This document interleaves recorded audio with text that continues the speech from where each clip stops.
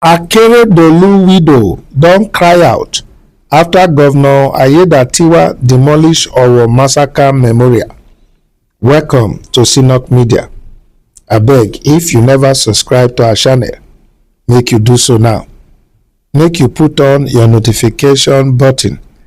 E go give you notice of our updates. Make you like, comment and share our video. Betty Akeredolu, the widow of the late Ondo State Governor Akeredolu, he don lash out at Governor Lucky Aiyedatiwa over the demolition of the cenotaph wey they erect in honor of the victims of the St. Francis Xavier Catholic Church massacre for Owo.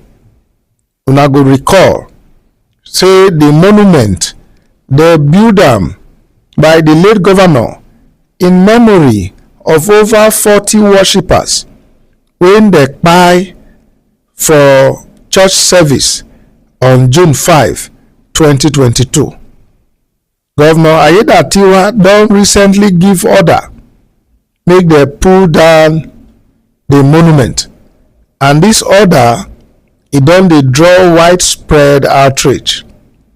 For one post on X, formerly Twitter, she come write, "What kind of leadership dey defy the memory of innocent souls in such a callous manner?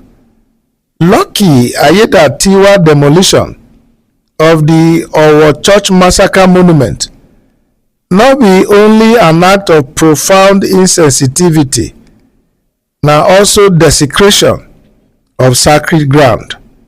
According to the widow of Akeredolu, the monument when my late husband built, Governor Akeredolu SAN CON, a son of Owo, na solemn tribute to lives when they violently cut short for house of worship. The monument symbolize collective mourning, remembrance and healing.